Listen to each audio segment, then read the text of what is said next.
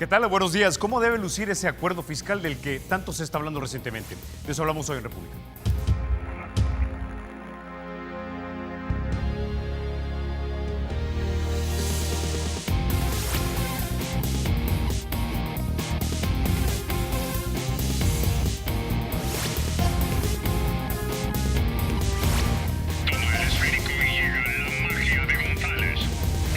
Es y será siempre libre e independiente y no será jamás el patrimonio de ninguna familia ni persona.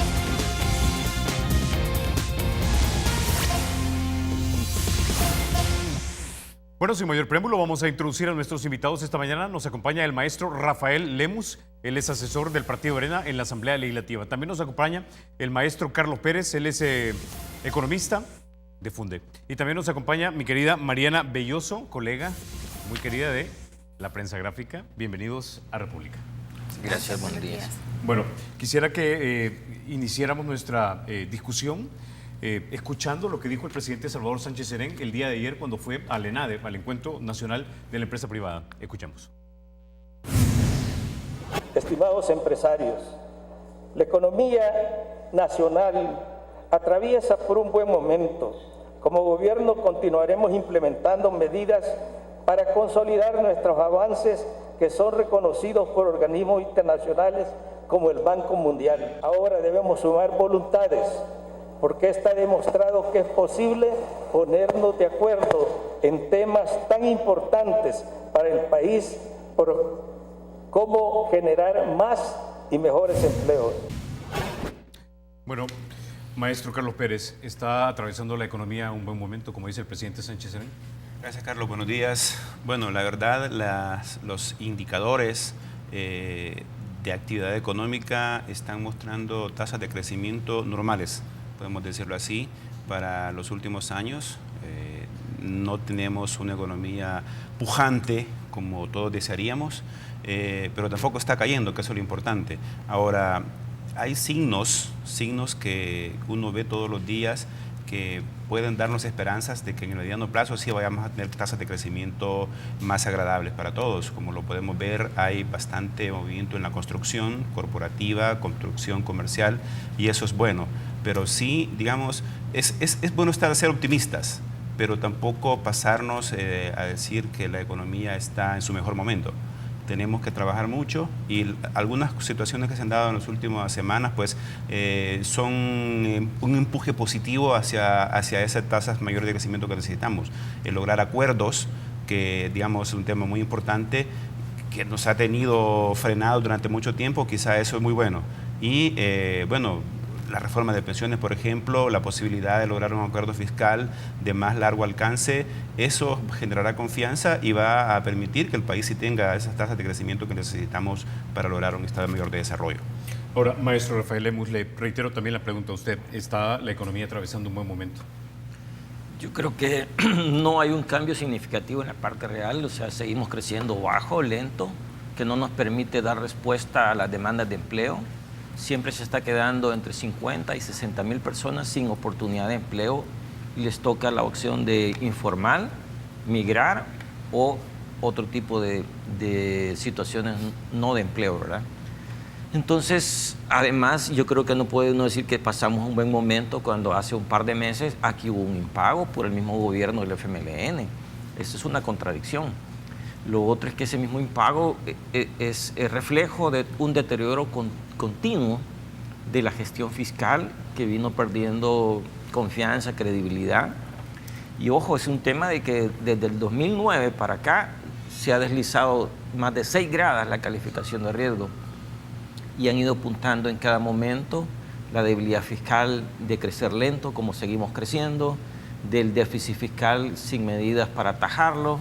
Y ese tipo de cosas se ha venido sosteniendo, pero llegó un momento en que no se puede sostener la presa de manera permanente. O sea, uno no puede en una economía pensar que va a estar estable con un desequilibrio permanente fiscal, que es lo que hemos estado viviendo y creciendo bajo. Ahora, que pueden haber señales positivas, sin duda, pero yo creo que lo más importante es que el país, si uno revisa qué cosas han ocurrido de manera significativas, aparte de la reforma de pensiones, nada más. No veo otra cosa importante que destacar. Mariana. Sí, bueno, sí estamos creciendo, pero el ritmo de crecimiento que mantenemos ronda el 2%.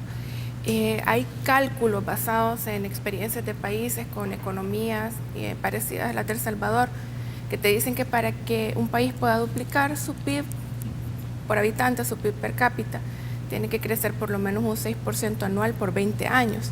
Entonces, si nosotros estamos creciendo un 2% anual, nos vamos a tardar cuánto más en lograr ese objetivo.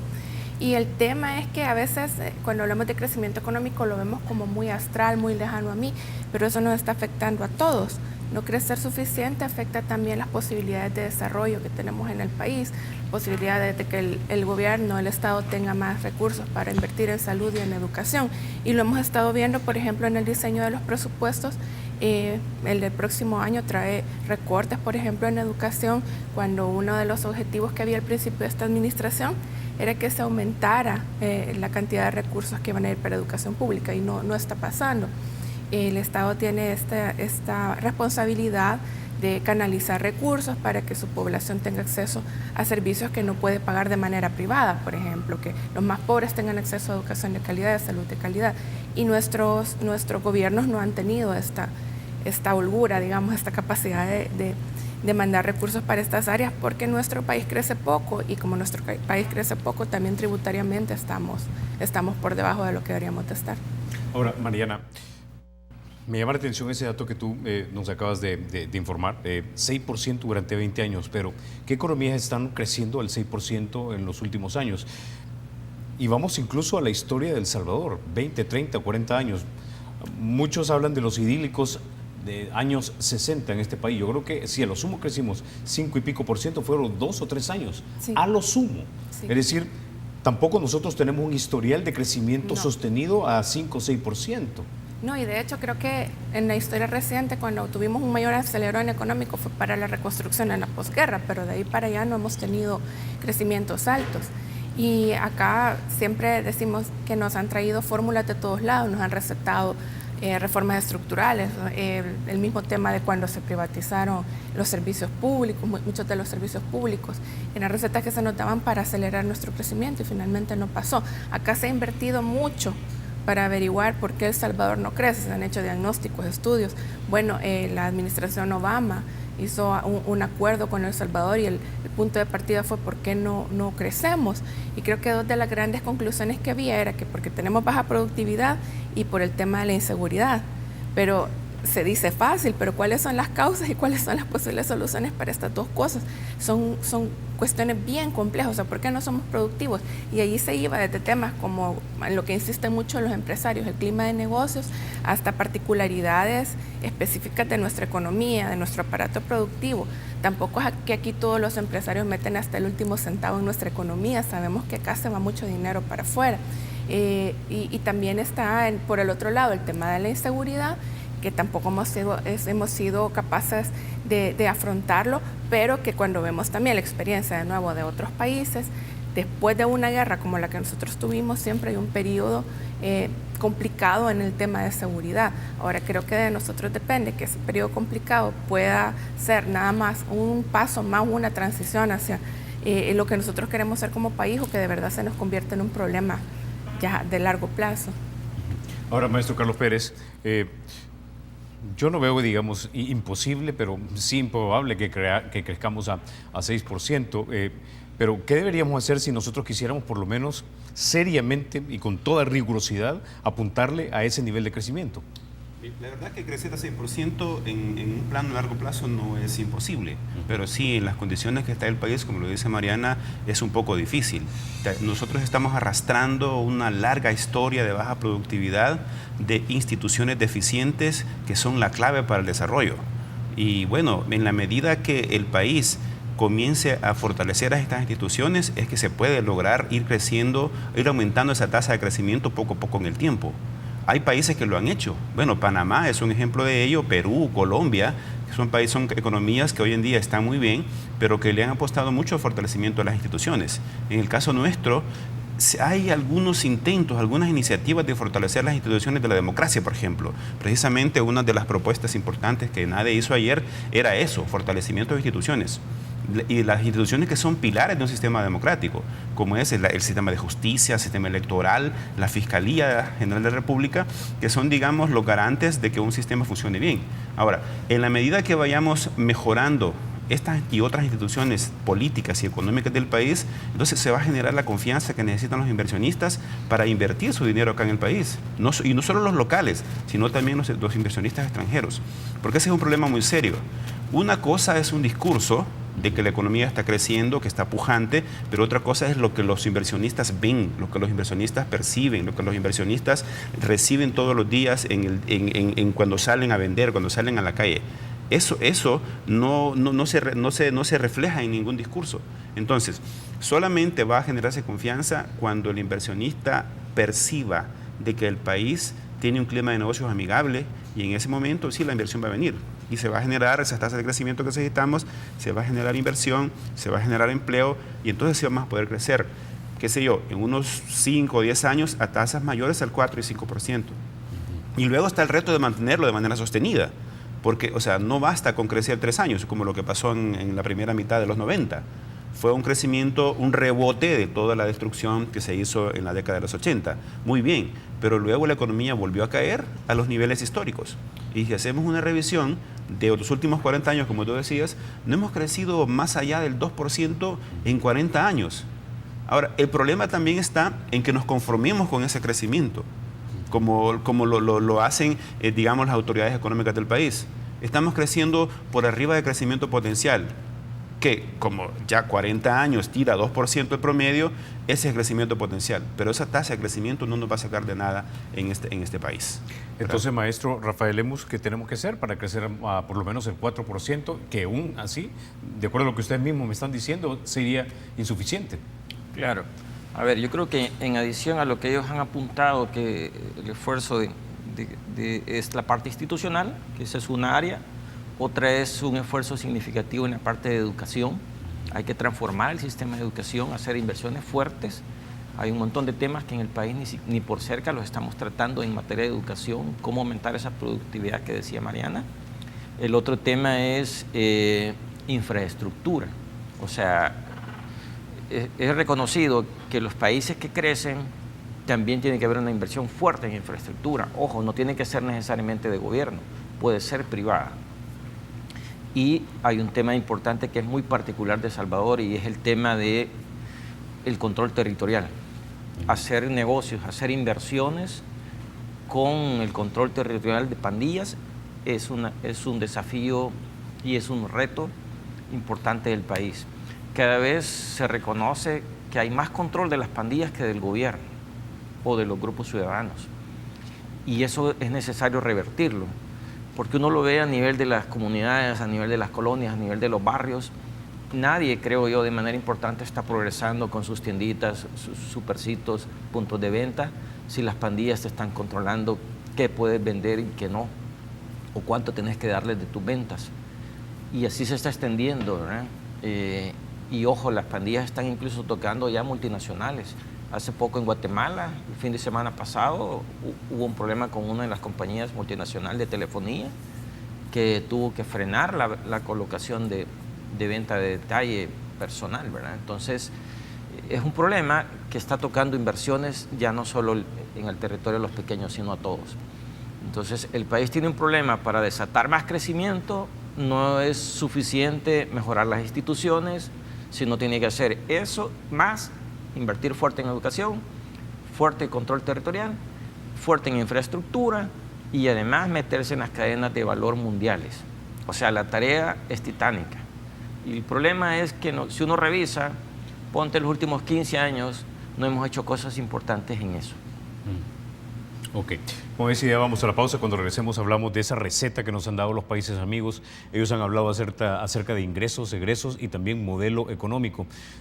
Al partido Arena solo le interesa hablar de egresos, al FMLN de ingresos, y a los verdaderos republicanos nos importa hablar de las 3 cosas. Ya volvemos.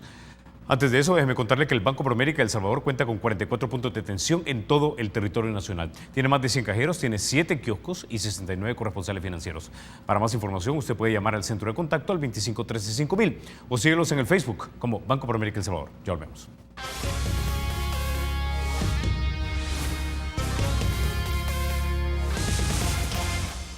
Gracias por continuar con República. Mariana, quiero que escuchemos algo de lo que nos dijo el señor Mauricio Interiano, el presidente del Partido Arena, la semana anterior cuando hablábamos acerca del acuerdo fiscal que deberíamos tener. Y esto es importante y lo vamos a dejar así porque de los ingresos del gobierno también depende el tipo de Estado que nosotros podamos tener.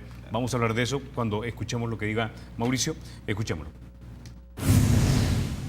Hasta ahora, ¿cuál ha sido el problema? De que a los salvadoreños se les ha venido cargando cada vez más impuestos, son los salvadoreños los que tienen que pagar todos estos préstamos y todo esto gasto adicional, pero no se están viendo los beneficios en la población, ese es el problema. Precisamente lo primero que tenemos que hacer es revisar el presupuesto del 2018, ver cómo se puede ajustar en gastos para evitar y para minimizar el nivel de endeudamiento adicional que debe tener el país. Bueno, una vez más, con el señor Interiano discutimos la semana anterior aquí acerca del desperdicio supuestamente que hay en el gobierno, ¿no? Ahora, dependiendo de con quién hablas y con personas muy serias como el doctor Héctor Dada, te dicen, bueno, de repente, incluso aunque ahorraras todo lo que tienes que ahorrar de camionetas, de los gastos superfluos, que de los viajes, etcétera, te puedes ahorrar 150, 200 millones de dólares. Este país no se va a levantar con 200 millones de dólares más, pero el Partido Arena se niega a que de repente el Estado tenga mayores niveles de ingresos.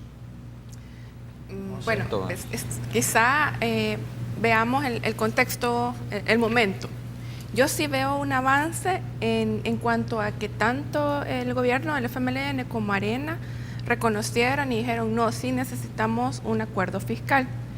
¿Por qué? Porque sea quien sea que gane la presidencia en las elecciones de 2019, se le viene encima un pago millonario de bonos, que fue dinero que pedimos prestado hace años, que ahora se vence y que hay que pagar. Entonces, a quien sea que gane la presidencia le va a tocar ver de dónde saca, y no es un tema de que nos vamos a volver a poner de que quien quede de oposición no va a querer aprobar refinanciamiento, porque posiblemente podríamos volver a caer en impago y sería un problema peor que el que tuvimos este año. Entonces, tenemos por el momento un proceso de acercamiento entre el gobierno y Arena, y cada quien ha presentado como sus condiciones, sus reglas del juego. Entonces el gobierno viene y dice, bueno, yo tengo esta propuesta de acuerdo fiscal, que es una cosa un poco más de largo plazo. Ellos están hablando de algo que abarque hasta 2024 e implica buscar financiamiento por unos 2.500 millones de dólares. Por otra parte, Arena viene y pone también sus papeles sobre la mesa y dice, bueno, esto es lo que yo quiero condicionar o quiero ver para aprobar el presupuesto de 2018. Y en el presupuesto de 2018 viene lo que estaba hablando precisamente el señor Interiano, el tema de la revisión. Ahora, hay coincidencias en algunas cosas en ambas propuestas, digamos, de diálogo fiscal. Ninguno habla de subir impuestos. Aquí vino el Fondo Monetario Internacional, el año pasado hubo unas reuniones, a mitad de año estuvieron los políticos, los empresarios, entre el gobierno, todos, y decían, no, miren, sincérense, ustedes necesitan un ajuste de 700 millones de dólares y esto tiene que ir mitad ahorro y mitad ingreso. Y para lograr este ingreso tendrían que pagar por lo menos 350 millones de dólares más. Esto incluiría un aumento de 2 puntos en el IVA, creación de por lo menos 2 impuestos nuevos, etcétera. Y vemos curiosamente que ni el gobierno, bueno, la empresa privada por supuesto, pero ni el gobierno ni Arena están hablando de tocar impuestos. De hecho, lo que hace el gobierno es plantear una serie de reformas para evitar la evasión. Eso es lo que contiene la propuesta. Y Arena habla precisamente de revisar cuestiones como las remuneraciones.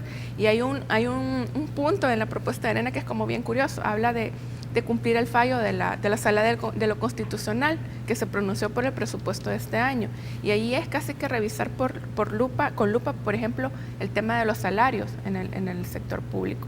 Entonces, no es que sea algo malo, sino que en el momento en que estamos eso podría retrasar. Irse detalle por detalle, cada punto de los salarios, no sé qué tan ágil lo vayan a hacer, no sé con qué procedimiento lo vayan a hacer, ojalá sea una cosa rápida. Por lo menos en este momento está el Banco Interamericano de Desarrollo un poco apoyando esto. El gobierno hablaba de que ellos van a ser como una especie de auditor para decir, sí, bueno, se está cumpliendo con lo que se está haciendo, el acuerdo de responsabilidad fiscal de 2016 y también el tema de lo que mandó la Sala de lo Constitucional, pero Ya cuando se van a poner a revisar punto por punto el presupuesto de 2018, hay que ver qué tanto se van a tardar. ¿Qué trae diferente este presupuesto de 2018? Además de reducciones en áreas que deberían de subir, como educación, sí trae gastos que el año pasado no se incluyeron. Por ejemplo, el tema del ITFA, el subsidio a la energía eléctrica, que son cosas que este año no teníamos con qué pagar, y se hizo todo este problema, que si había más deuda, que si no había más deuda, ¿dónde lo sacamos? El subsidio ha tenido atrasos todo el año. La idea es que en 2018 no tengamos este problema y el presupuesto se tendría que aprobar con mayoría calificada porque se necesitaría financiamiento. Pero eso debería de ser de todos los años. Un país pobre como El Salvador no tiene recursos propios para echar a andar sus proyectos sociales.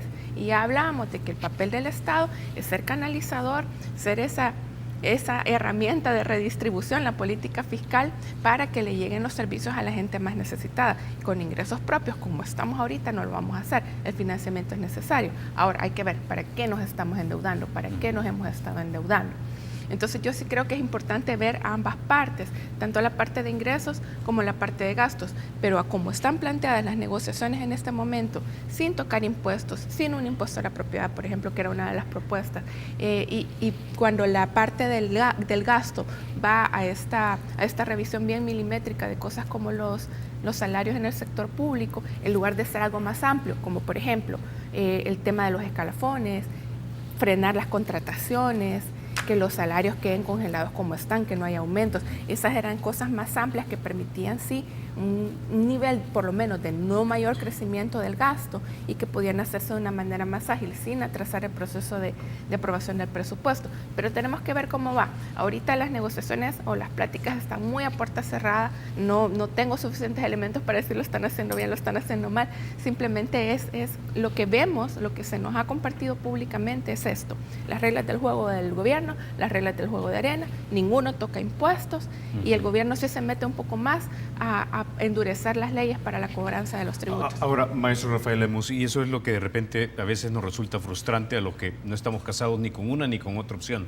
Y es lo siguiente, este país necesita tener mayores ingresos. Yo conversaba la semana anterior con don Mauricio Interiano y él solo me hablaba de ahorros. Una vez más, ahorros te pueden dar 250 millones, 300 millones, y eso va a ser emblemático y la gente va a decir, bueno, el gobierno finalmente se está socando el cincho, que bueno, ahora podemos considerar ingresos. Pero cuando le pregunté, bueno, si FUSADES hace como un mes reveló un estudio donde nos dice que el 70% de nuestra economía es informal, ¿por qué Arena no ha propuesto, por ejemplo, el famoso monotributo? De tal manera de que le llevemos más ingresos al Estado y no caigamos en esta fase, que no sé si es apócrifa o no, del doctor Dabú, secretario técnico del presidente Flores, de que el Estado usualmente se va a casar al zoológico. Ok, a ver, yo creo que hay que precisar un montón de elementos. Okay. Lo primero es que negociación como tal, hoy es primera sesión, este día. Es decir, no es que se esté negociando de manera privada, es que simplemente no ha ocurrido. Lo que ha habido son acercamientos para buscar una definición de la metodología de la mesa de negociación. Y de eso hay una propuesta del gobierno de cómo hacer esa metodología, y Arena planteó otra forma de metodología. Lo que sí hay que decir es que el gobierno en este tema de impuestos es el gobierno el que ha dicho que no va a subir impuestos. Salió el secretario técnico y salió Menardo, secretario general del Frente, diciendo que no había condiciones políticas para más impuestos. Es el gobierno el que ha dicho eso. Arena, que ha planteado en su escrito que vamos a revisar que se cumpla el fallo de la sala, porque lo peor que nos puede ocurrir es que se apruebe un presupuesto que no cumpla una resolución de la sala y lo declare de nuevo inconstitucional por seguimiento a la resolución. Y lo otro es, vamos a revisar la ley de responsabilidad fiscal, que se cumpla. ¿Eso qué implica? Que se haga el ajuste, y el ajuste en ningún momento dice que tiene que ser exclusivamente por gastos. Y además vamos a revisar que se cumpla el acuerdo de noviembre pasado. Ejemplo de eso, te está diciendo el gobierno en su propuesta que le des casi 4.000 millones de dólares, esa es la cantidad, son 3.911 millones de dólares en un montón de recursos que te requiere, y a cambio de qué, ¿cuál es su compromiso? Que después que le apruebes los casi 4.000 millones de dólares, dice que va a seguir las conversaciones con el fondo. Pero si eso es del acuerdo de noviembre pasado, quedó que sí iba a ser un acuerdo con el fondo.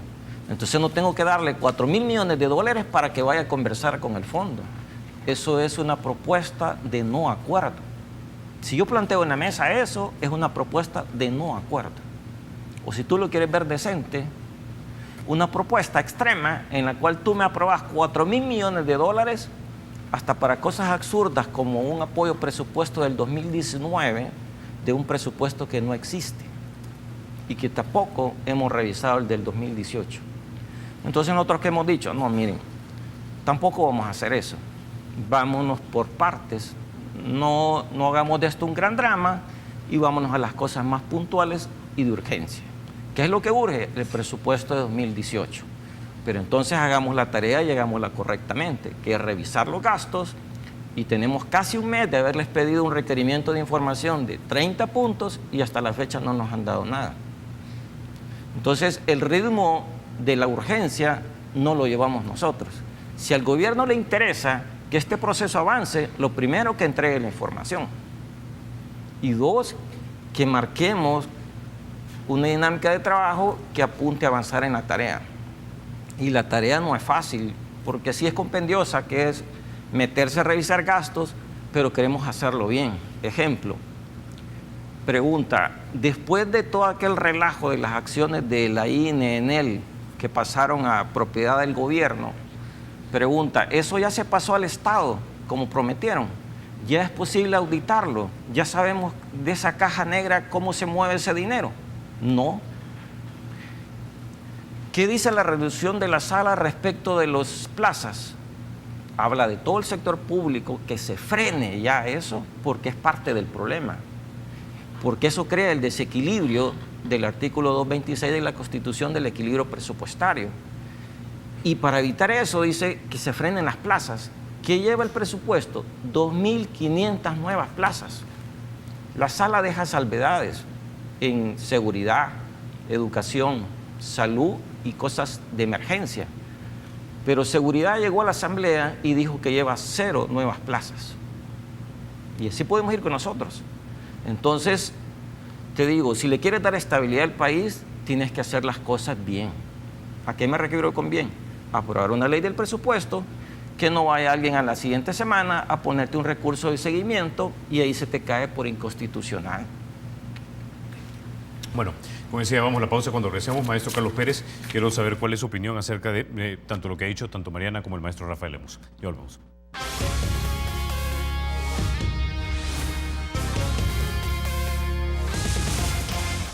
Gracias por continuar con República. Maestro Carlos Pérez, quiero leerle algo que nos escribió don Paul Steiner, fundador del Movimiento Democracia Limpia. Me parece muy importante lo que él dice. Dice don Paul, solo el servicio de la deuda pública va a requerir alrededor del 40% del presupuesto de la nación anual desde 2018 hasta 2024. Más deuda, más impuestos y recortes de gasto corriente no van a ser suficientes. Si no se reestructura la deuda, no hay salida y se debe cambiar de modelo de negocio en el país. Complementando esta idea, quiero que escuchemos lo que le dijo don Roberto Lorenzana a los colegas de Órbita TV. Escuchamos. Estamos hablando de un pacto vinculado a los 2 déficits fiscales, 2018 y 2019, que anda por los 950 millones de dólares.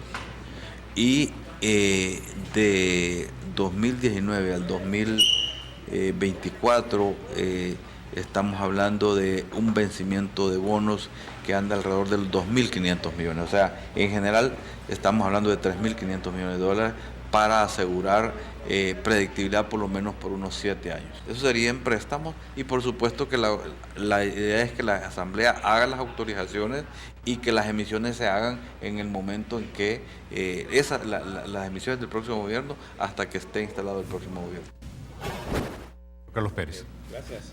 Bueno, la verdad aquí hay que saber distinguir qué es lo que queremos, porque estamos hablando de ajustes, estamos hablando de ingresos, de gasto, de deuda, pero lo primero que hay que ver es si queremos un país que sobreviva o un país que avance. Si queremos un país que sobreviva, basta con ajustar el presupuesto 2018, restarle gastos para que la deuda que vaya a contratarse no sea tan alta. Y, como lo dice el gobierno en su propuesta de acuerdo, ante la imposibilidad de crear nuevos impuestos, algo que para mí en lo personal me parece absurdo, porque no hay ninguna restricción legal para crear nuevos impuestos, basta la voluntad política y una visión de país para poder hacerlo. Entonces, eso es lo que hay que ver. Si se quiere que un país avance, se tienen que tomar medidas en todos los ámbitos para sacar al país de ese torbellino de subdesarrollo que tenemos. Y hemos hablado, bueno, tantas las fallas estructurales que tiene el país en materia educativa, en materia de salud, en materia de infraestructura, en materia de instituciones. Todo eso no se va a mejorar si no se invierte mucho dinero. Y bueno, el problema es que la brecha que tenemos para llegar a una frontera o a un nivel mínimo, digamos, para crecer a tasas más altas es bastante grande, se tiene que invertir mucho dinero. Y eso no se va a lograr con 200 millones, como tú bien lo decías. Bien, entonces, ¿qué hay que hacer para salir de esa espiral, de ese círculo vicioso de su desarrollo? Pensar en todos los pilares de la política fiscal y de la economía. Como tú bien lo has dicho, hay que trabajar en ingresos, hay que trabajar en gasto y modelo económico. Los ingresos, por supuesto que deben subir. Nuestra carga tributaria es baja. Y definitivamente con un 15.7% del PIB de carga tributaria, no podemos pensar en subir el gasto en educación a 6 puntos del PIB. No podemos pensar en fortalecer la infraestructura, una inversión que está a 2.5% del PIB. Hemos venido en retroceso en los últimos años. Eso definitivamente no nos va a llevar a un mejor nivel de vida en el país. Luego viene el gasto. Debe subir el gasto. Tenemos un nivel de gasto tan bajo que estamos ante problemas para poder pagarle las facturas a los proveedores, ante problemas de infraestructura en las escuelas, ante problemas de medicamentos y de equipos en los hospitales. La prensa diariamente sale de que un hospital se cerró sus operaciones en tal o cual área, porque no tienen los equipos, no funcionan los equipos. La policía no tiene suministros, los vehículos no sirven, no tienen combustible. Bueno, muchas otras carencias que tenemos en el Estado.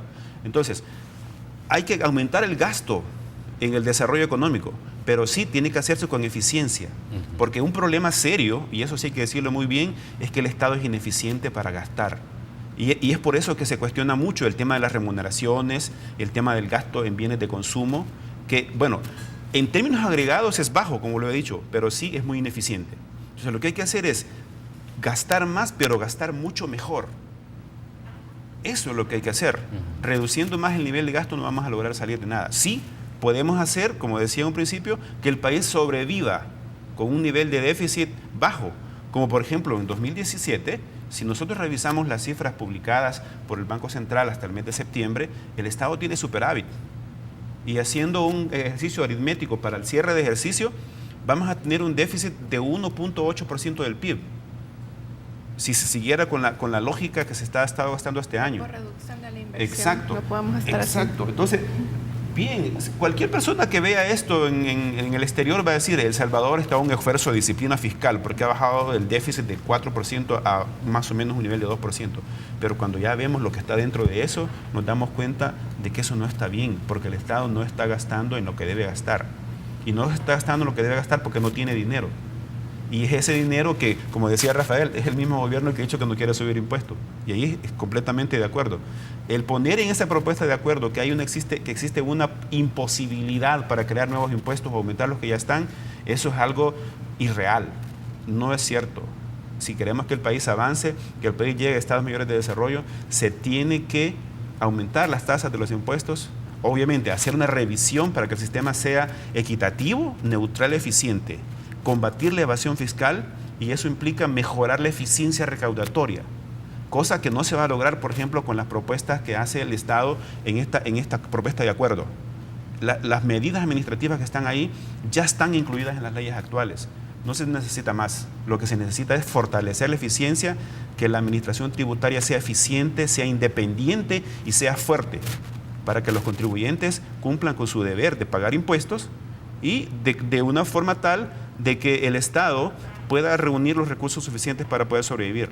No se necesita más leyes en ese sentido, porque puedes tener las mejores reformas, las mejores leyes, pero si el aparato recaudador no es eficiente, como el mismo ministro Cáceres lo ha reconocido en alguna oportunidad, entonces no vamos a llegar a nada.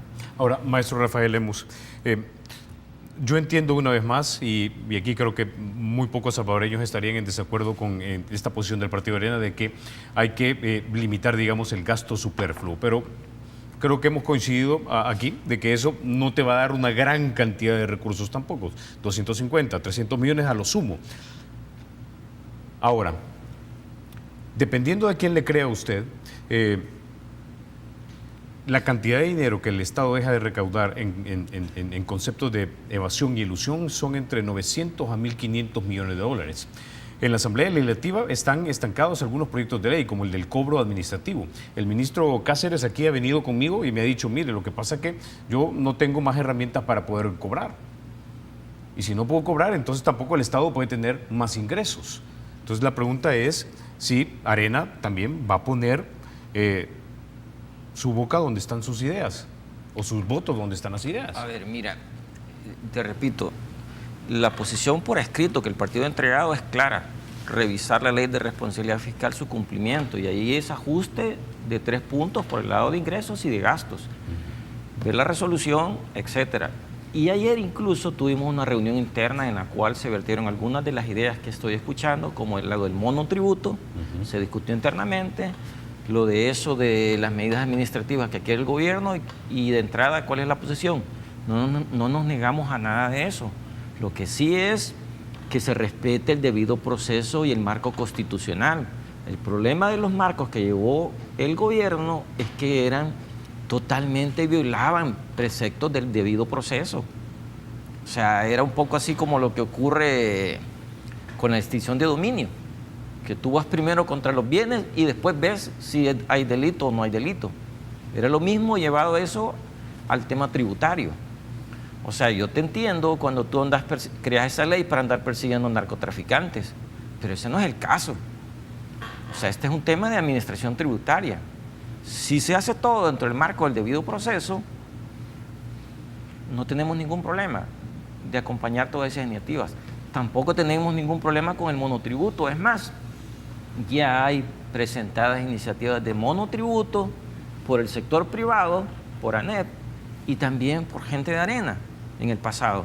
O sea, no es que estemos cerrados a ese tipo de iniciativas. Es más, todos queremos aumentar la base tributaria.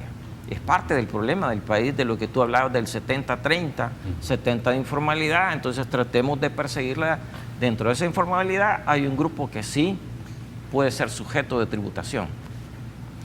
Y lo otro es, el gobierno está pidiendo financiamientos para el 18, 19 y del 19 al 24.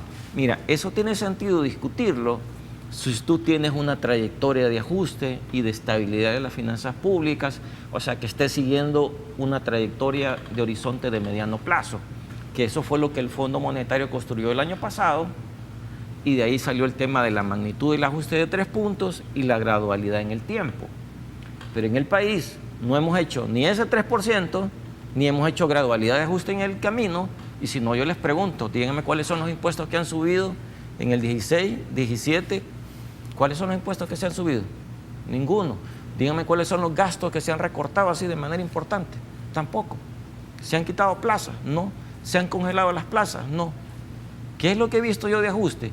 Han quitado subsidios y están comprando menos medicinas. ¿Ese es el ajuste que hemos requerido? No, para nada, ni por error.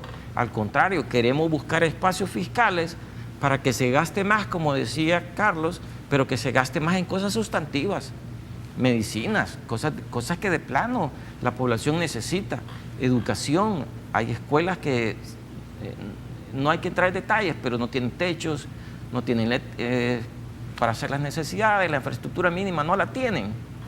Ya no digamos temas de seguridad. Entonces el país definitivamente necesita recursos, pero tú no puedes seguir gastando sin tocar los impuestos a base de más deuda, porque eso te va a llevar a una crisis. Y en eso es lo que hemos estado, gastando más con más deuda. Solo en este momento, para el 18, los intereses van a llegar a 800 millones de dólares. Eso es 2 veces lo que le estás poniendo de plata a seguridad. Y es más, son 600 millones en salud, supera lo que le asignas a salud. La única cartera que gasta más o se le asigna más que esos 800 para intereses es educación, que tiene un poquito más de 900 millones. Todo el resto pagamos más en intereses que cualquier cosa. Te repito, 2 veces lo que estamos gastando en seguridad se pagan en intereses. Y la receta es seguirnos endeudando para pagar más intereses y no tener ni prioridades, ni un buen enfoque, ni una trayectoria de ajuste. No. ¿Qué es lo que estamos esperando también en este espacio de negociación? Sacar el tema del 18 y quedarnos, viene la misión del fondo, otra vez a determinar otra magnitud de ajuste y otra trayectoria de ajuste. ¿Eso qué es? Es arrancar otra vez desde el 2016, porque no hemos hecho la tarea, hay que reconocerlo. No se ha hecho la tarea de ajuste ni por ingresos ni por gastos. Aquí de nuevo lo único que ha ocurrido es la reforma de pensiones, que está basada en la propuesta de ICP y que acompañaron todos los partidos con distintos cambios.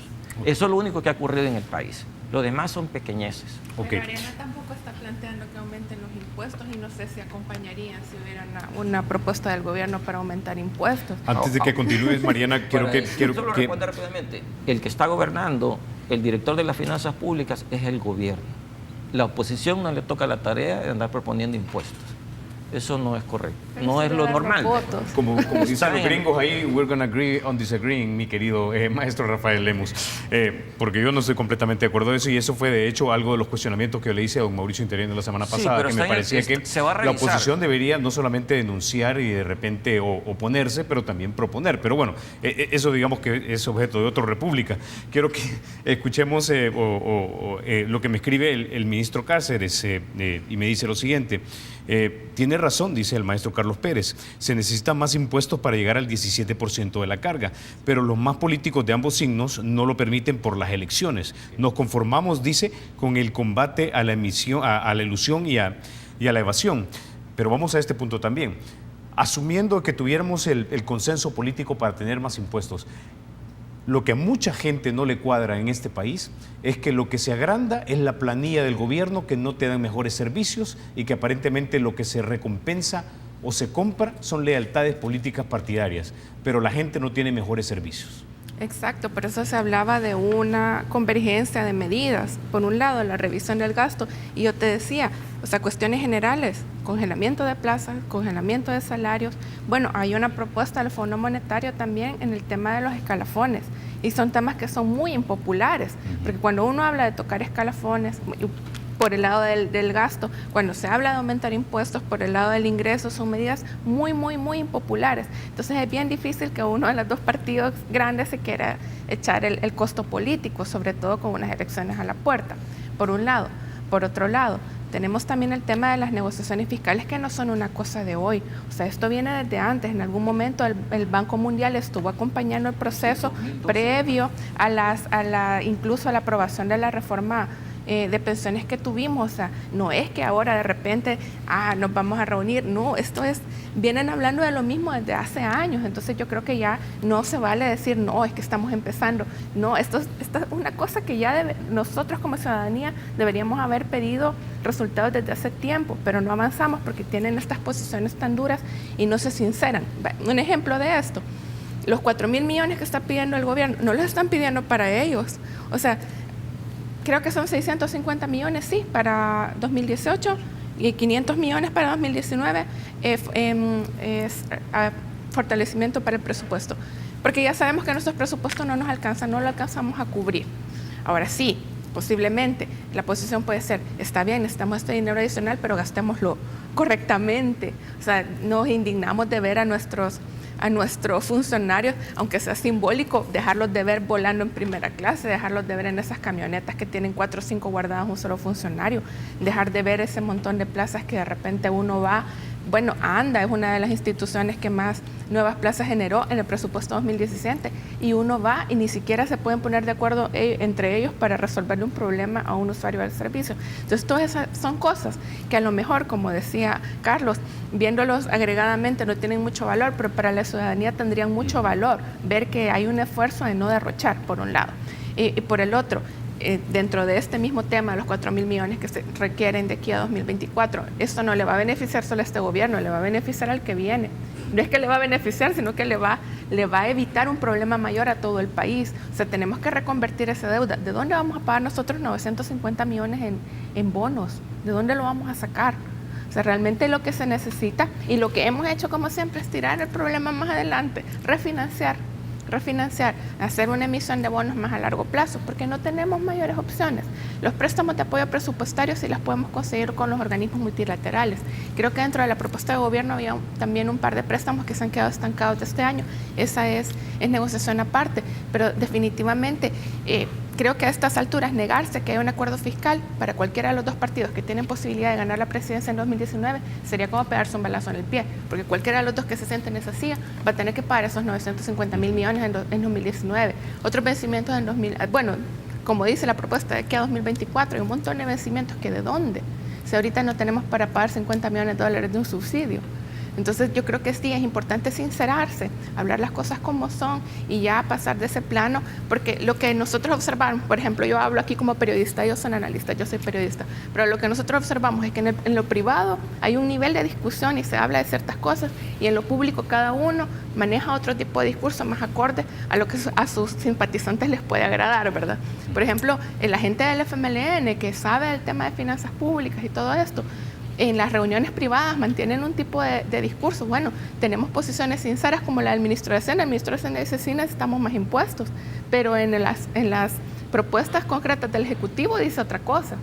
Igual en la parte de la oposición, o sea, en privado hay ciertas posiciones y en público hay otras. Entonces, yo creo que ya es momento de dejarle, no sé si es mucho pedir, pero es momento de tratar de dejarle de sacar raja política a esto. Okay. O sea, ya deberían de ver que ya se nos viene la ola encima y hay que ver qué hacemos. Claro. Bueno, Mariana, maestro Carlos Pérez, maestro Rafael Lemus, se nos acabó el tiempo. No me resta más que agradecerles que hayan estado ustedes esta mañana aquí en República. El ministro dice que está dispuesto a subir impuestos.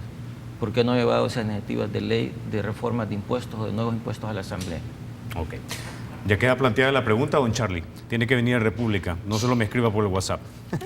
Dicho esto, gracias por haber estado esta mañana aquí en República. Ustedes, amigos, se quedan con la emisión matutina de Teleprensa con mi querido Rafa García y Mayelita Mena. Soy Carlos Toledo, gracias por vernos. Recuerden, la República es de todos. Hay que cuidarla. Rafa, Mayelita. Hola Carlos, buenos días. Un gusto saludarte a ti y a tu panel de invitados de tu entrevista muy importante, la información muy importante, las opiniones vertidas en ese espacio.